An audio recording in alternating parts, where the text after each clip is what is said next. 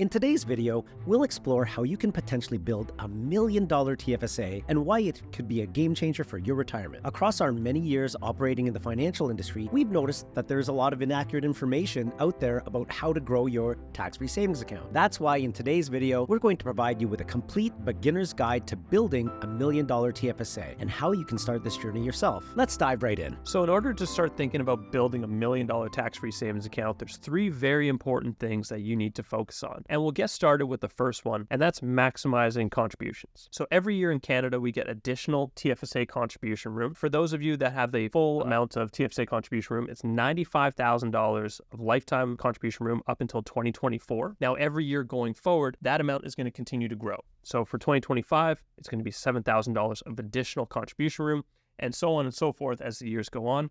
Now, that does go up with inflation in $500 increments going forward. Now, it's absolutely important that we are maximizing this amount if you do want to build that tax-free savings account up to $1 million, just because we know with compound growth, we need more savings going into the account. Therefore, the growth of the fund can have that snowball effect, where as years go on, there's going to be more and more significant growth going on in that account. Now, usually people ask, what's the best way for me to maximize my tax-free savings account going forward? I think in a simple way to do it, whenever you get paid, have an X amount of dollars going from your bank account directly into your tax-free savings account. Now we've run through the first factor to consider to have $1 million TFSA. The second, what are we going to invest in? Determine what your investments are. And the way to get that done on your way to that $1 million TFSA is using low-cost investments. So whether that's index funds, ETFs, or low-cost mutual fund providers, you want to have that in your TFSA. Now, the reason why we want to use low-cost investments in your TFSA is because the higher fees put a drag on that rate of return. You're going to have a higher rate of return on your investments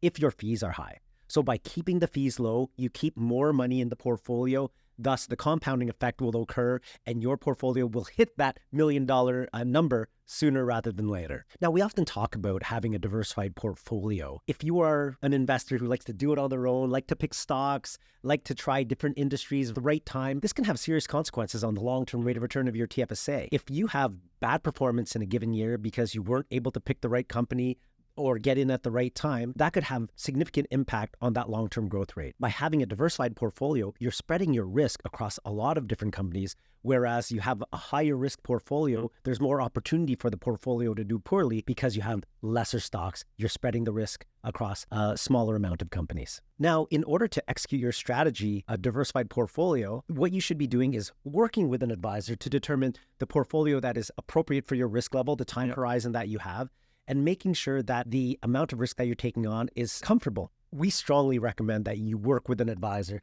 to create this diversified portfolio. By having an advisor, you have somebody at arm's length, somebody who can take the emotion out of investing. When you're intimately involved in picking the stocks, emotion can take over when you see the volatility in the portfolio.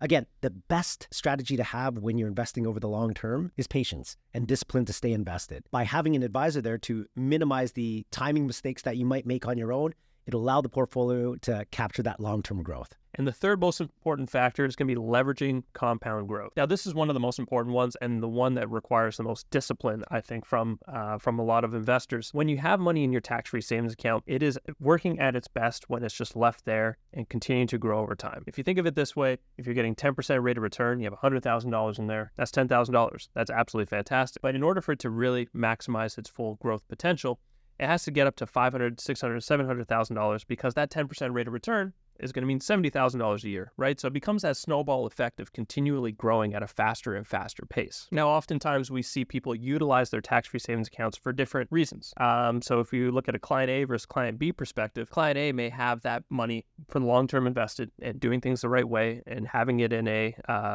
low-cost investment like you mentioned, and having that growing over a long period of time. They're going to have much better success than client B, who uses it more for short-term expenses that may come up. We often see that with our clients where they may be utilizing that for a vacation for down the road or a car purchase or things like that. While this is a good way to kind of keep money set aside, you're not utilizing the TFSA to its maximum potential. Where we want to get tax-free growth, that continually gets eaten into if people are using that money to withdraw for short-term purchases. So let's take a look at a couple examples here of what could your tax-free savings account potentially look like. So we'll look at the first example. And now let's assume you've already maximized the TFSA contribution room up until this point. So you have $95,000 already in your tax-free savings account. Let's assume for the next 25 years, you will continue to maximize it going forward, $7,000 per year. And let's assume a fairly reasonable rate of return at about 6.5% if you're more in terms of equity exposure in the markets. So having that time over the next 25 years, start at the age of 40, end at the age of 65, your tax-free savings account will grow upwards of $1 million. Now, not everyone may be in this position of having a tax-free savings account currently maximized.